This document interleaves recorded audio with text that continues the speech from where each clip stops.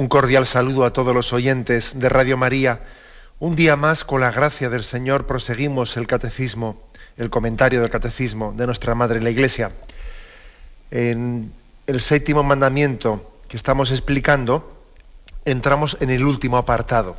Ha dividido el catecismo la explicación del séptimo mandamiento en 6 apartados. El primero era destino universal y la propiedad privada de los bienes. El segundo, el respeto de las personas y de sus bienes. El tercero, la doctrina social de la Iglesia. El cuarto, la actividad económica y la justicia social. El quinto era justicia y solidaridad entre las naciones. Y el sexto y último apartado, que hoy comenzamos, tiene por título El amor a los pobres. Es a partir del punto 2443. Dice así: Dios bendice a los que ayudan a los pobres y reprueba a los que se niegan a hacerlo. A quien te pide da, al que desee que le prestes algo no le vuelvas la espalda. Mateo 5:42. Gratis lo habéis recibido, dadlo gratis. Mateo 10:8. Jesucristo reconocerá a sus elegidos en lo que hayan hecho por los pobres. La buena nueva anunciada a los pobres es el signo de la presencia de Cristo. Así pues, en este primer punto, 2443, hace el Catecismo un pequeño elenco de unas citas de los Evangelios en las que se quiere subrayar la centralidad que el mensaje de Jesucristo dio al amor a los pobres. Vamos a ir desgranando un poco estas citas bíblicas. La primera es la de Mateo 5:42. Dios bendice a los que ayudan a los pobres y reprueba a los que se niegan a hacerlo. O sea que también Dios está bendiciendo, por lo tanto, un amor, o está reprobando un desamor. Y el texto elegido es Mateo 5:42. A quien te pide, da. Al que desee que le prestes algo, no le vuelvas la espalda. Es decir, en las palabras de Jesús, hay una predicación, hay una llamada a la prontitud para dar, a la prontitud para salir de nosotros mismos, para la generosidad, diríamos, para la generosidad. Es verdad que se supone un vencimiento de resistencias interiores que tenemos, porque nosotros pensamos que si yo voy a dar, voy a empobrecerme, y entonces tenemos esa resistencia a darnos. Es que sí, claro, la gente qué cara tiene, ¿no? Qué jeta tiene, etcétera. Y enseguida solemos hacer un montón de distinciones, ¿no? Bueno, pero vamos a ver, a quien te pide da, y a quien desee que le prestes no le vuelvas la espalda. Bueno, pero ¿eso qué quiere decir? Que hay que dar sin ningún tipo de discernimiento, no hay que discernir si lo que estoy dando es para bien, es para mal. Por supuesto, por supuesto. No es que aquí el Evangelio no nos está diciendo que seamos generosos sin discernimiento, que demos incluso algo a una persona, aun sabiendo o aun suponiendo que que lo va a utilizar mal ese dinero. No se está diciendo eso. Somos conscientes que podría ocurrir que una persona hasta diese dinero no por generosidad, sino equivocadamente, ¿no? Porque no hace el debido discernimiento. Por ejemplo, alguien dice, mira, es que como soy un poco supersticioso y como me ha pedido dinero, yo no sé, me parece que si no le doy no voy a tener buena suerte. Entonces ya sé que ese chico me ha pedido dinero pues para drogarse y que es para mal, pero como yo soy un poco escrupuloso, es que si no le doy me quedo por dentro mal. Pues bueno, pues mira, ¿qué quieres que te diga? Has hecho mal, porque tú no has dado dinero por amor, no has dado dinero por generosidad, porque te preocupe esa persona, sino que has dado dinero pues queriendo quedarte tú bien. O sea, no, por lo tanto, no se trata de... Jesús no nos llama a una generosidad sin discernimiento, sin discernimiento. Y este ejemplo que he puesto, lo pongo porque yo me encuentro con varias personas que así, en las consultas que te hacen, pues es que no sé, es que en una ocasión una persona me pidió y luego vi que me quedaba mal, vi que no iba... Bueno, pero vamos a ver, uno tiene que discernir si me quedo mal porque creo que lo que he hecho está mal hecho, o si se trata de una cuestión de escrúpulos, ¿no? o se trata de una cuestión de inseguridad. Lógicamente hay que discernir. Bien, pero hay que discernir sin que el discernimiento sea nunca una excusa para justificar mi falta de generosidad. Aquí lo que Jesús dice es que tengamos prontitud a la entrega generosa. A quien te pide, dale. Y a quien desee que le prestes, no le vuelves la espalda. O sea, hay que discernir, de acuerdo, pero la actitud con la que vamos al discernimiento es la generosidad. O sea, no nos va a doler el desprendernos. Y si me duele, pues bendito dolor. Estoy dispuesto a tener ese dolor del desprendimiento. Y en ese dolor creceremos, ¿no? Ya sabéis esa famosa frase de la Madre Teresa de Calcuta, que le preguntan a ella: Madre Teresa, ¿hasta cuánto hay que dar? Y ella dijo: hasta que te duela. Respondió ella. ¿Qué quería decir? Pues que evidentemente, claro que existen en nosotros resistencias a la generosidad, pero posiblemente si no las venciésemos, si no pusiésemos en práctica lo que dice ella, hasta que te duela, pues entonces tu generosidad no crecería nunca. Seguro que si lo haces varias veces, cada vez luego te duele menos. Te duele menos porque ya te has ido venciendo en tus resistencias, ¿no? Hay un texto, Hechos de los Apóstoles, capítulo 20, versículo 35, un texto impresionante, en el cual Pablo dice lo siguiente, ¿no?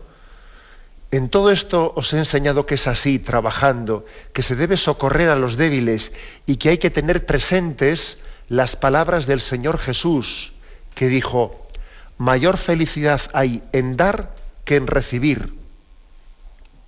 Es muy curioso este texto, de Hechos 20, 35, porque Pablo cita unas palabras de Jesús que no están recogidas en los evangelios. Esto de que, como dijo Jesús, mayor felicidad hay en dar que en recibir, esta frase Pablo la habría escuchado de la predicación de los apóstoles, pero no llegó esta frase a ser recogida en los 4 evangelios que se pusieron por escrito, como otras cosas, porque claro, no todo lo que dijo Jesús llegó a ponerse por escrito. Me imagino que los apóstoles escucharían las tradiciones orales de lo que Jesús había dicho, y lo principal, por supuesto, se puso por escrito. Pero fijaros qué detalle ¿no? Es una cosa muy curiosa. Es un versículo que viene a demostrar que hubo una tradición oral antes de que los evangelios se pusiesen por escrito. Viene a demostrarlo porque, claro, dijo Jesús, mayor felicidad hay en dar que en recibir. Eso no está ni en Mateo, ni en Lucas, ni en Marcos, ni en Juan. Bien.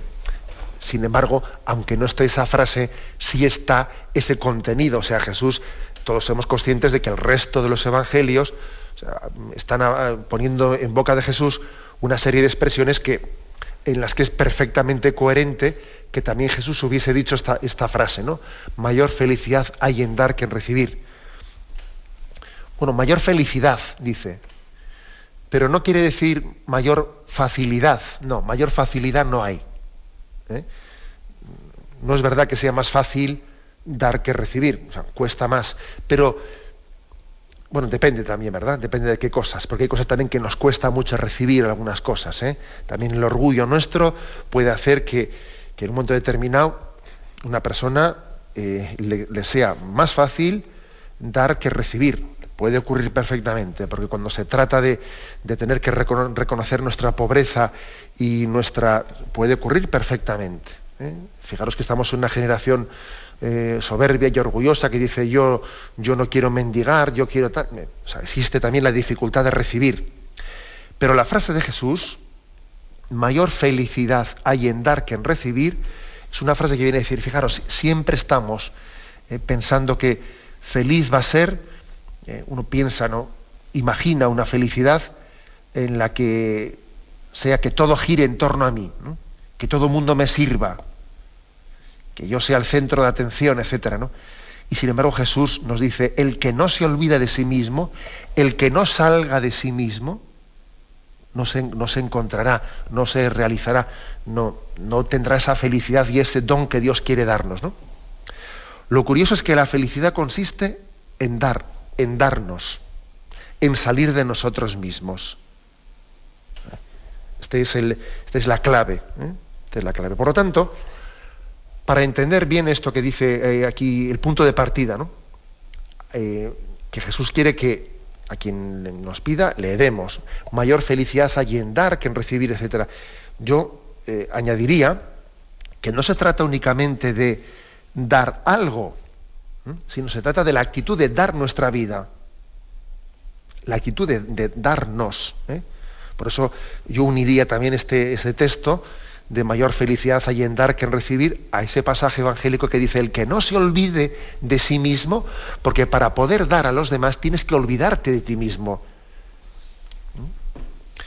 Y de hecho, el contexto en el que en los Hechos de los Apóstoles, en el capítulo 20, se narra esta frase de mayor felicidad, como dijo Jesús, mayor felicidad hay en dar que en recibir, es un contexto en el que se habla, San Pablo se despide en Mileto de los dirigentes de la Iglesia y hace una pequeña breve memoria histórica de cómo Pablo allí en esa iglesia lo que ha hecho es darse.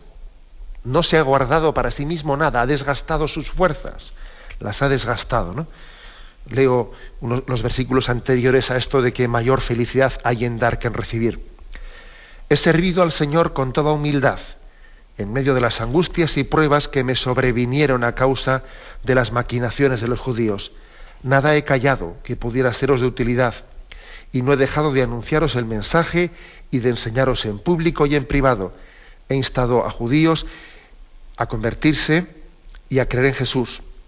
Ahora, como veis, me dirijo a Jerusalén, impulsado por el Espíritu, sin saber a ciencia cierta lo que allí me acontecerá. Es decir, que San Pablo no es dueño de sí mismo. Si el Espíritu le dice que vayas a Jerusalén, él va. O sea, no se posee a sí mismo en propiedad.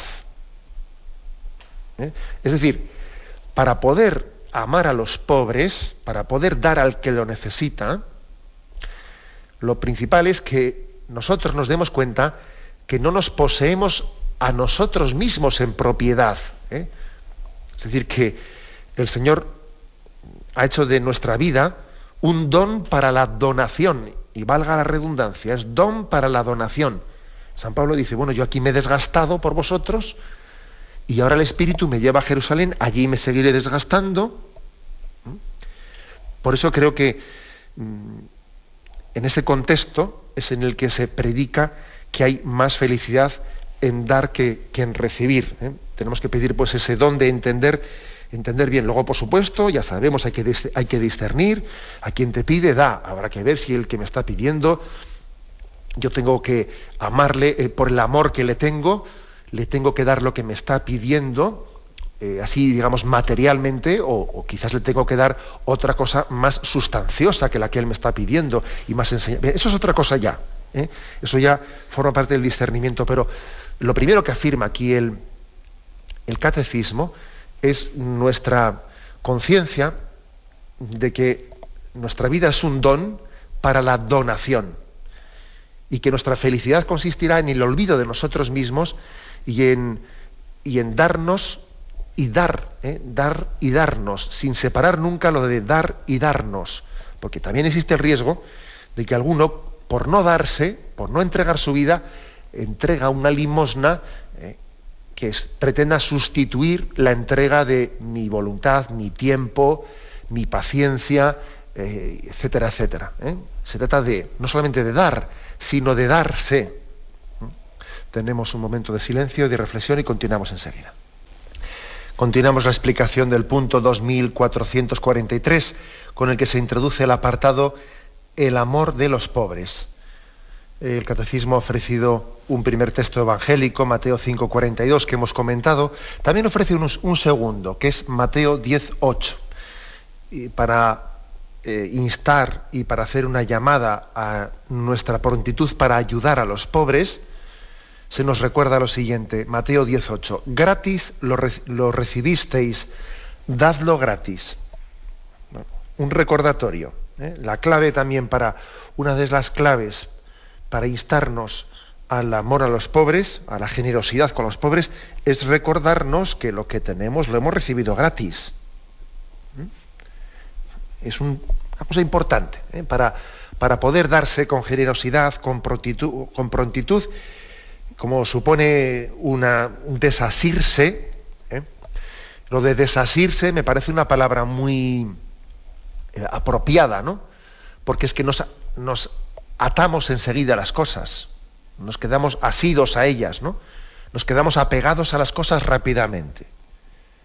Es curioso, ¿no? A un niño le das una cosa, un objeto, un regalo, cualquier cosita, oye, y toma posesión de ello de una manera inmediata, ¿no? Se adueña de ello inmediatamente, ¿no? Y enseguida alguien se lo va a coger y dice, esto es mío, esto es mío. Oye, ¿cómo ha tomado posesión de ello? Madre mía, qué rápido ha tomado posesión de ello. Sin embargo, desprenderse de ello le va a costar tiempo.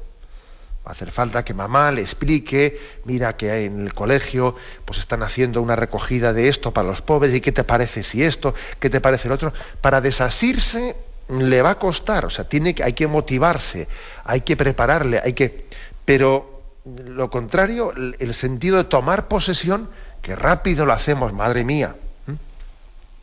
Te lo acaban de dar y ya es como si fuese tuyo. Hace un rato no era tuyo, oye, pero es que mira, has tomado posesión de ello en instantes de segundo. Bueno, pues precisamente para poner esto en solfa, ¿no? Para que relativicemos, ¿no? Ese sentido, ¿no? nuestro de propiedad, ese asimiento tan grande que tenemos las cosas, Jesús nos dice, oye, gratis lo habéis recibido, dadlo gratis.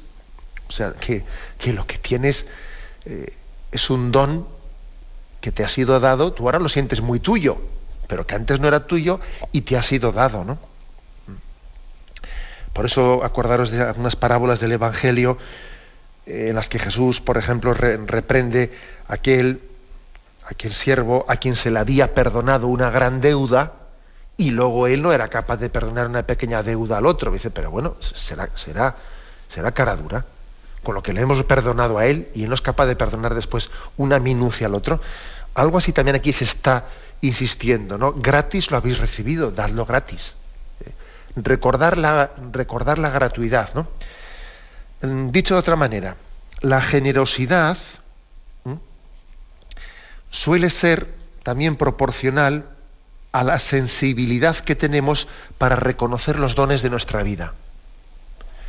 En la medida en que uno es menos agradecido, suele ser luego menos generoso.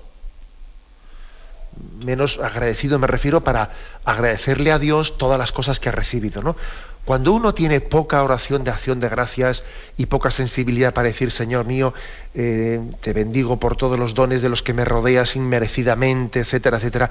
Cuando este tipo de oración no brota de él, o es una cosa que muy forzada, que no tiene conciencia, no tiene sensibilidad para ello, entonces es más difícil que sea generoso. O sea, esto es, por lo tanto, una de las formas en nosotros de suscitar generosidad con los necesitados, no solo es decir, venga, seamos generosos, porque sería, pues un poco fomentar un voluntarismo. No. Antes que decir seamos generosos es ser reconocido con todo lo que Dios te ha dado. Ser reconocido, siéntete regalado, siéntete privilegiado, date cuenta que tu vida es un don de Dios inmerecido. Y desde aquí, desde este cultivo, luego será mucho más fácil a una persona decirle, despréndete, sé generoso, porque se le ha cultivado en la primera sensibilidad. Damos un paso más. Y este punto nos cita ahora Mateo 25, dice, Jesucristo reconocerá a sus elegidos en lo que hayan hecho por los pobres. O sea, es decir, otro texto evangélico para motivar la importancia del amor a los pobres. Fíjate qué importante será el amor a los pobres, que ya, el sumum es que Jesús nos diga, mira, yo cuando me presente, cuando venga en gloria para juzgar a vivos y muertos, te voy a preguntar cuál ha sido tu actitud con los pobres. Y ahí tenéis Mateo 25, 31, 36. en donde se nos describe el juicio final con estos términos. Cuando el Hijo del Hombre venga con todo su esplendor y acompañado de todos sus ángeles, se sentará en su trono glorioso. Todos los habitantes del mundo serán reunidos en su presencia, y él separará a unos de otros, como el pastor separa las ovejas de los machos cabríos, poniendo las ovejas a un lado y los machos cabríos al otro. Luego el rey dirá a los unos: venid, benditos de mi Padre, recibid en propiedad el reino que os he preparado desde el principio del mundo, porque estuve hambriento y vosotros me disteis de comer, estuve sediento y me disteis de beber, llegué como un extraño y me recibisteis en vuestra casa, no tenía ropa y me la disteis, estuve enfermo y me visitasteis, en la cárcel y fuisteis a verme.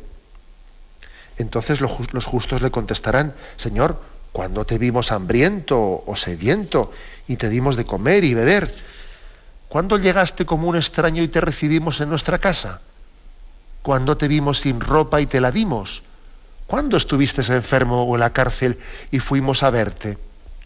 Y el rey les dirá: os aseguro que todo lo que hayáis hecho en favor de los más pequeños o del más pequeño de mis hermanos, a mí me lo habéis hecho. Y luego continúa, ¿no? Como sabéis, a los otros les dijo: en cambio vosotros, apartaos de mí, malditos, porque tuve hambre y no me disteis de comer, tuve sed y no me disteis de beber. Bueno, lo que es impresionante es dos cosas. El hecho de que Jesús se identifica con los pobres. Lo que le has hecho a él, a mí me lo estabas haciendo. Hay una identificación de Cristo con los pobres. Misteriosa, pero real. Igual que, por ejemplo, cuando Pablo va a apresar a los cristianos camino de Damasco y sale Jesús a su encuentro y derriba a Pablo, y en ese momento: ¿quién eres tú? Saulo, Saulo, ¿por qué me persigues? ¿Quién eres tú? Y dice: yo soy Jesús, a quien tú persigues. Porque tú te piensas que estás persiguiendo a los cristianos, pero al perseguir a los cristianos le persigues a Jesús. O tú te piensas, ¿no?, que estás ayudando a los pobres, pero ayudados por él le ayudas a Jesús. O cuando desprecias a los pobres le desprecias a Jesús. O sea, es decir, que Jesucristo, de una manera misteriosa pero real, se identifica con los necesitados. Hasta el punto de que se afirma explícitamente que en ese juicio final una de las materias fundamentales, ¿no?, por las que seremos preguntados es esta. Igual que también en otros pasajes del Evangelio pues se nos habla del cumplimiento de los mandamientos. Maestro, ¿qué tengo que hacer para ganar la vida eterna? Y le dice: ya sabes, cumple los mandamientos. Igual que también en otros pasajes evangélicos se habla de la importancia de abrirnos a la fe. El que crea y se bautice se salvará. El que no crea y se resiste a creer será condenado. O sea, que también será otra materia por la que seremos juzgados, nuestra fe, es decir, nuestra apertura ante esa verdad que Dios nos ha revelado y quiere que nos abramos a aceptar en nuestro interior, ¿no? Bueno, pues uno va leyendo los evangelios y va sumando y va integrando sus enseñanzas. Y entre las materias fundamentales, ¿no?, o sea, los aspectos fundamentales de la vida en los que Jesús explícitamente nos dice que seremos juzgados, pues está también, pues no únicamente los mandamientos, no únicamente la apertura a la fe, sino también nuestro amor a los pobres.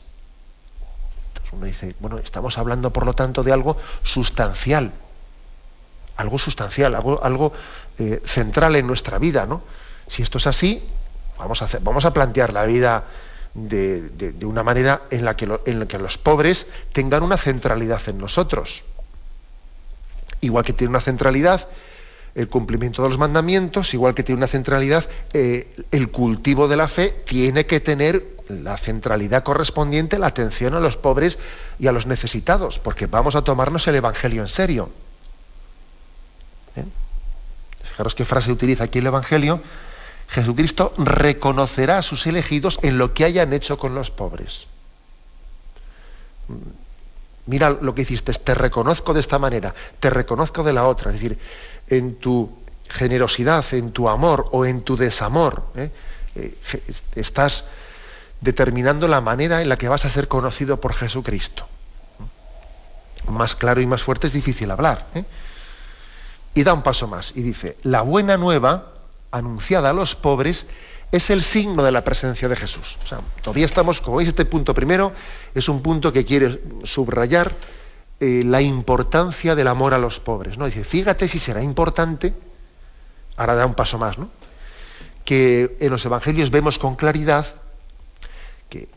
que uno de los signos de que el reino de Dios había llegado y que Jesús era el Mesías esperado fue el que él vino a dar la buena nueva a los pobres.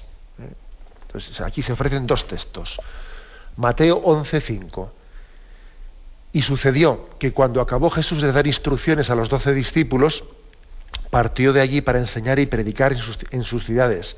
Juan, que en la cárcel había oído hablar de las obras de Cristo, envió a sus discípulos a decirle, ¿eres tú el que ha de venir o debemos esperar a otro? Jesús le respondió, a ver, esa es la clave, por lo tanto la pregunta es, vamos a ver, ¿tú eres el Mesías que los israelitas estábamos esperando o hay que esperar a otro? Y Jesús le responde y les dice, id y decidle a Juan, que es el que os ha venido con la pregunta, ¿no? Decidle lo que oís y veis. Los ciegos ven, los cojos andan, los leprosos quedan limpios, los sordos oyen, los muertos resucitan y se anuncia a los pobres la buena nueva. Por lo tanto, sí, yo soy el Mesías que estabais esperando. Estos son los signos mesiánicos. Ahora, qué fuerte es que entre los signos mesiánicos se pongan al mismo nivel resucitar los muertos, curar milagrosamente a los enfermos y anunciar a los pobres la buena nueva, ¿no? Uno dice, hombre, ¿no es una equiporación un poco fuerte? Bueno, pues la hizo Jesucristo. Era un signo mesiánico el decir los milagros de sanación, la resurrección, incluso algunas resurrecciones que Cristo hizo, como la de Lázaro. Y el anuncio de la buena nueva a los pobres. Ese es un signo de que Cristo es el Mesías. Porque así estaba anunciado, así estaba predicho. Y Yahvé, en la plenitud de los tiempos, envió a su Hijo para anunciar la buena nueva a los pobres. Porque los pobres son los amados, los preferidos, sin que entendamos nunca. Nosotros no entendemos la palabra preferidos en el sentido de que luego discrimino a los demás. No, o sea, es decir, una madre también es capaz de amar con predilección al hijo más débil sin que eso tenga por qué suscitar en absoluto, tenga por qué suscitar celos legítimos de nadie. No, o sea, una madre es capaz de amar con amor de predilección a su hijo inválido y le ama con amor de predilección porque es su hijo, pues síndrome de Down y es tal, y le ama con amor de predilección. Entonces, ¿qué pasa? Al resto de los hijos no los quiere, no, en absoluto. Bueno, si eso lo hace una madre, imagínate Dios. Dios ama con amor de predilección a los pobres, sin que esto suponga diferencias de clases, ni luchas de clases, ni bobadas por el estilo. Y un signo mesiánico de que Cristo es el enviado de Dios, es el Hijo de Dios, el Mesías esperado, es que Él viene a anunciar la buena noticia a los pobres, a los que estaban esperando esa salvación, a los que están hambrientos y sedientos del don de Dios. Por lo tanto, el amor a los pobres es un signo de que Dios está entre nosotros.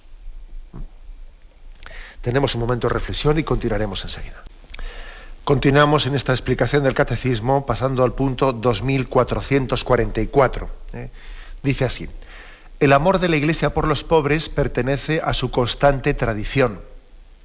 Está inspirado en el Evangelio de las Bienaventuranzas, en la pobreza de Jesús y en su atención a los pobres. Bueno, lo dejamos aquí y luego continuaremos a partir de este punto, por partir un poco el contenido interior. Primero, decir que el amor de la Iglesia por los pobres pertenece a su constante tradición. No se trata de una sensibilidad, como a veces ocurre, una sensibilidad de época. Es verdad que las sociedades suelen tener pues corrientes culturales, etcétera, que hacen que en momentos determinados sean muy sensibles hacia unas cosas y sean, sin embargo, muy ciegas para otras cosas. Me habéis oído en este programa que a veces existen lo que se llaman pecados de época que consisten en los que se cometen de una manera muy generalizada y no hay sensibilidad social para detectarlos, ¿no? Y sin embargo hay épocas que son muy sensibles para, por ejemplo, hoy en día creo que existe una sensibilidad social bastante desarrollada para el tema de la atención a los necesitados hacia el tercer mundo. Fijaros cómo prolifera también pues iniciativas de denuncia hacia las injusticias, etcétera. Existe esa sensibilidad. Sin embargo, somos ciegos. Uno de los pecados de época hoy en día es el hecho de pensar que toda la impureza en materia de sexualidad, pues no es percibida, somos ciegos para percibir eso. Hasta qué punto la impureza está haciendo un daño tremendo al hombre y a la mujer y les están incapacitando para amar. Y bueno, pues para eso somos ciegos, ¿eh? O sea, en este momento cultural, así como existió pues, otros momentos de puritanismo, etcétera, en este momento hay una ceguera colectiva con el tema de la impureza. Sin embargo, gracias a Dios con el tema de nuestra solidaridad y de ver con los necesitados, etcétera, en eso esta generación tiene sensibilidad. Otra cosa es que luego la ejerza más o menos, es otro tema. Pero por lo menos sí es un valor importante, ¿no? Pero frente a esto, aquí la primera afirmación es que el amor de la Iglesia por los pobres pertenece a su constante tradición. Entonces nosotros no podemos hacer una cosa o dejar de hacerla dependiendo de la sensibilidad de la época en la que estemos. No. Mire usted, yo tengo que predicar la integridad del Evangelio, esté en la época en la que esté. El amor a los pobres, aunque esté en una época de insensibilidad o sensibilidad, y el amor a la pureza lo mismo, etcétera. Y afirmado eso, se nos habla que claro, es una constante tradición porque está inspirado en el Evangelio, y aquí dice tres motivos por los que está inspirado en el Evangelio. Primero, porque las bienaventuranzas, esa bienaventuranza de Jesús de bienaventurados los pobres, porque vuestro es el reino de Dios, según la versión de Lucas y según la versión de Mateo dice, ¿no? Bienaventurados los pobres de espíritu, porque vuestro es el reino de los cielos. Eso es posiblemente, solemos decir con frecuencia que las bienaventuranzas son como el corazón del Evangelio, pertenece al corazón de Jesucristo. Bienaventurados los pobres de espíritu, que por cierto, aprovecho para decir que no hay que hacer ningún tipo de oposición entre pobres y pobres de espíritu. A veces algunos autores se llaman un cierto lío, a ver, ¿cuál de las dos pudo ser la expresión que salió de la boca de Jesús? Bienaventurados los pobres o los pobres de espíritu. ¿Y qué más dará? Es decir, si las dos versiones del Evangelio, las dos son inspiradas, las dos lógicamente hay que entenderlas de una manera conjugada, compatible, y se iluminan mutuamente. Bienaventurados los pobres y bienaventurados los pobres de espíritu. ¿Por qué? Porque la pobreza nos ayuda a ser pobres de espíritu, o sea, a tener la actitud de apertura ante los dones de Dios. La pobreza material es una situación que nos dispone mejor. Los pobres están mejor dispuestos a acoger los dones de Dios que los que nadan en la abundancia, y si no, a los hechos nos remitimos. Que los pueblos pobres se abren mucho más fácilmente a la evangelización que los que nadamos en la opulencia. Por eso no es incompatible bienaventurados los pobres y bienaventurados los pobres de espíritu. Claro, en el fondo, la pobreza es una situación, una condición que nos tiene que abrir a la pobreza de espíritu. Ser pobre de espíritu es aquel que todo lo espera de Dios. No tiene más riqueza, su única riqueza es Dios. En Él tiene puesta su confianza, en Él tiene puesta su esperanza. Y evidentemente la pobreza material nos pone, también tiene sus riesgos, ojo, también la pobreza material tiene sus riesgos morales, como claro que los tiene, pero es verdad que los hechos nos demuestran que nos puede ayudar a entender que Dios es nuestro tesoro y abrirnos a esperar y a confiar el don de la salvación. Bueno, por lo tanto, esto pertenece al núcleo. Esto es la columna vertebral, ¿no?, de la predicación de Jesucristo de las bienaventuranzas. Segundo, Jesús no predicó algo ajeno a él. Es decir, se suele decir que las bienaventuranzas son una especie de autorretrato de Jesucristo. Jesucristo, sin pretenderlo, al predicar las bienaventuranzas, estaba reflejando su vida interior. Él es el pobre de espíritu, Él es el que llora, Él es el manso y humilde de corazón, etcétera, etcétera. Es un autorretrato de Jesucristo. Jesús fue pobre. Acordaros, aquí nos remite al texto de Mateo 8:20, y un escriba se acercó y le dijo: Maestro, te seguiré a donde quiera que vayas. Le dice Jesús: las zorras tienen guaridas y las aves del cielo nidos, pero el Hijo del Hombre no tiene donde reclinar la cabeza. Es decir, Jesús no tenía casa, ni quiso tenerla. Él, cuando salió de casa de su madre, pues salió a vivir de la providencia, y dormiría bajo techo o dormiría al aire libre. Y Jesús vivió pobremente. De hecho, si él iba a Betania, cuando subía a Jerusalén, si salía a dormir a Betania con sus amigos, Marta, María y Lázaro, era porque él no tenía dónde hospedarse. Y él tenía allí su amistad y una familia que hacía caridad con él también, que hacía caridad. O sea, Jesús pertenecía a la clase pobre. También José y María, hay que decir que cuando le presentan al templo lo rescatan a cambio de unos pichones, y por la forma en la que Jesús fue rescatado, sabemos que las familias más pudientes solían dar otro rescate más caro, ¿no? Y el hecho de que le rescatasen a cambio de unos pichones es muy significativo de que también formaban parte de la clase pobre. Bueno, la encarnación, Dios, cuando buscó un pueblo concreto para encarnarse y una mujer concreta y una familia en la que llevar a cabo esa encarnación, podía haber elegido otra familia. Se podía haber encarnado en Grecia, se podía haber encarnado en un lugar más rico. No, se encarnó en un lugar humilde y en una familia y en una mujer pobre. Y quiso elegir la pobreza como una forma más adecuada para expresar la revelación. O sea, Dios entendió que la revelación iba a ser mejor expresada pues en esos medios pobres. Jesús eligió la pobreza. Bueno, y en tercer lugar, añade, y está inspirado en el Evangelio de las Bienaventuranzas, en la pobreza de Jesús y en su atención a los pobres. Y aquí se nos habla de Marcos 12, versículo 41-44. Jesús se sentó frente al arca del tesoro y miraba cómo echaba la gente monedas en el arca del tesoro. Muchos ricos echaban mucho. Llegó también una viuda pobre y echó 2 moneditas, o sea, 1/4 parte del as.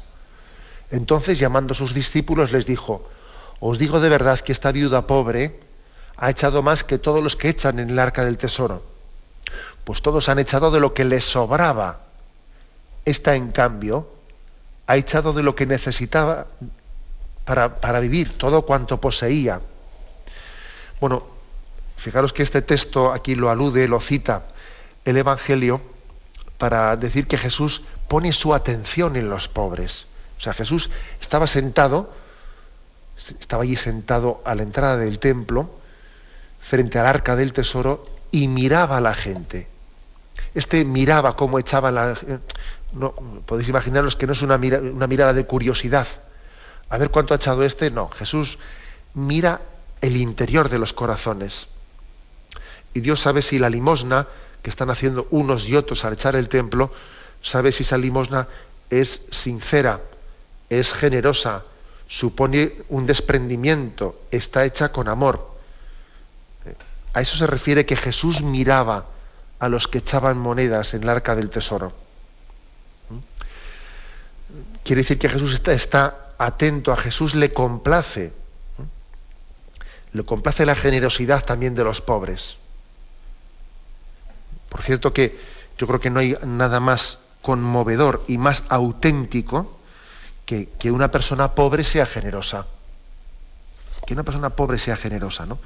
También eso es algo que estamos llenos de ejemplos. A veces a mí me suelen comentar, pues, las personas que en Radio María igual atienden el tema de los donativos, etcétera, pues que de las cosas más conmovedoras son el hecho de que haya personas pobres, pues que igual llamen a Radio María y digan, oiga, voy a subir 1 euro la aportación o lo que sea, o voy a bajar 1 euro porque ando mal, o 2 euros, y uno dice, madre mía, fíjate las personas pobres y necesitadas cómo son mucho más son mucho más delicadas en el ejercicio de la caridad que los que igual no, o sea, esto es curioso. Se pueden llegar a tomar mucho más en serio el ejercicio de la caridad los pobres que los ricos. Miden mucho más su responsabilidad moral quizás en cómo ejercen la generosidad y la caridad. Esto es lo que Jesús hace con esta mujer que echaba unas monedas, etcétera. Se tomaba en serio su caridad porque sabía que siendo una persona pobre, en esa caridad le iba la vida. Le iba la vida. Luego Jesús quiere que para nosotros la caridad no sea algo superflua, no sea superflua, sino que la caridad sea expresión de que nos va la vida en ella. Así es como el Evangelio lo presenta. Lo vamos a dejar aquí y continuaremos, si Dios quiere, en este mismo punto, donde concluimos hoy. Pero no queremos quitar tiempo a la intervención de los oyentes. Podéis llamar para formular vuestras preguntas al teléfono 917-107-700. 917-107-700. Sí, buenos días, ¿con quién hablamos? Buenos días, monseñor. Llamo desde Cataluña. Adelante. Mire, como ayer hubo preguntas, me interesa mucho preguntarle sobre el tema de adoración. En nuestra parroquia y en muchísimas parroquias te encuentras con que, aparte de que no quedan reclinatorios, o los han cortado o son mínimos, el tema de adoración es algo que la gente no le da apenas importancia. En la consagración dicen que con solo inclinar la cabeza ya hay suficiente, y nosotros pensamos que adorar es mucho mejor de rodillas que no inclinando cabeza. ¿Usted qué dice? ¿Es el momento de la consagración lo más sublime de toda la misa? Además. Bueno, pues mire, la verdad es que yo en este programa, en momentos distintos, he hablado de este tema explícitamente porque es una cosa que me llama la atención.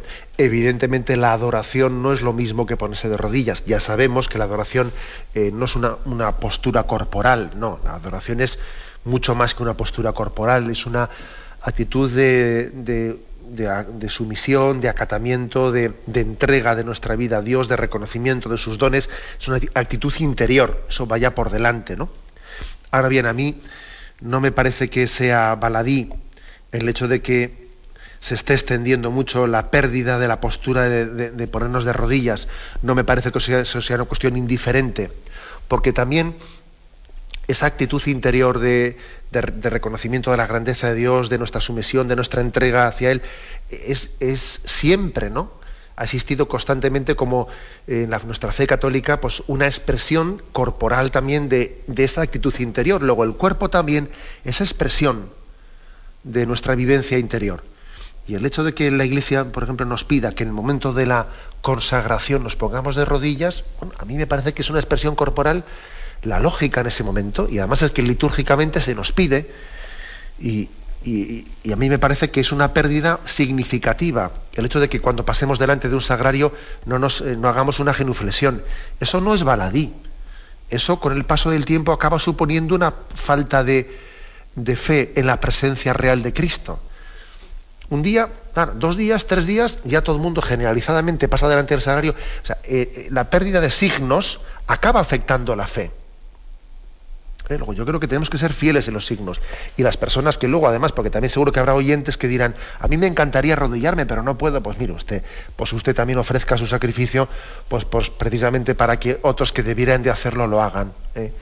Y el que no puede hacerlo, pues lo hace de otra manera, con un ponerse delante, con humildad, etcétera, con un signo exterior pues más humilde, porque no puede arrodillarse. Ese es otro tema, ¿no? Pero sí, yo creo que hay que cuidar también los signos, porque la fe también entra por los ojos. Necesitamos también de signos visibles. La secularización lo primero que suele hacer es quitar todo tipo de signos. Y cuando ya estamos desprovistos de ellos, luego ya vamos poniendo en duda los conceptos. Primero quitamos los signos y luego ya a partir de ahí vamos minando los principios. Adelante, damos paso al siguiente oyente. Buenos días. Buenos días, monseñor. Sí, adelante. Me llamo de Andalucía. Hacer una pregunta, dos. Que lo de atender a los pobres de una forma especial, lo que seremos, ¿eso significa que pasen a segundo plano nuestros hijos, nuestra familia? Y otra pregunta, cuando el Señor dice, cuando dé una comida nacional, no invite a tu eso, sino a los parientes y todo esto, no, sino a los pobres. ¿Esto hay que tomarlo al pie de la letra? Muchas gracias, monseñor. Mire, con respecto a lo primero, yo diría, ¿se trata de que el amor a los pobres supone que dejemos en un segundo lugar a nuestros hijos? No, tenemos que conjugar el 7º mandamiento con el 4º, y los dos tienen que conjugarse. Y es verdad que también hay estados de vida, es decir, en un consagrado, pues en una persona consagrada, en la vida religiosa, etcétera, se le ha pedido un desprendimiento de padre, hermanos, precisamente para entregarse a los pobres, y hasta el punto, es decir, a una persona consagrada se le pide que relativice sus deberes del 4º mandamiento. No quiere decir que deje de tenerlos, un religioso, un sacerdote, no. Pero sí es verdad que se le pide una relativización de ellos. A una persona casada que tiene unos hijos y tiene una responsabilidad hacia ellos, pues lógicamente tiene que conjugarlos con el amor a los pobres. Yo le diría que la respuesta correcta puede y debe de ser la de que sean unos hijos más, o sea, que también los pobres y los necesitados formen parte también, ¿no?, de nuestra atención espiritual, no oponiéndolo, sino sumándolo. Algo más me había preguntado el oyente, pero la verdad es que se me ha ido, por no apuntarlo aquí en un papelito. Damos paso a un siguiente oyente. Buenos días. Llamo desde Sevilla, soy Ana María. Adelante, sí. Mire, quería decirle que su programa me ayuda muchísimo a clarificar ideas y a formarme. Por eso le doy las gracias. Entonces, mi pregunta es, ¿qué hacer con los pobres a la puerta de la iglesia y con los inmigrantes que se ponen en los semáforos? Desde las instituciones nos aconsejan que no demos dinero, y porque en Cáritas y en otras asociaciones les ayudan. Y dando dinero se favorece la mendicidad. Pero también quería decirle otra cosa. ¿Podríamos utilizar el mail para su programa? Bueno, son dos cosas distintas, pero bueno. Sí. Bueno, de acuerdo. Lo de la mendicidad, sí, sobre todo, sí. Y después lo del mail si se puede utilizar.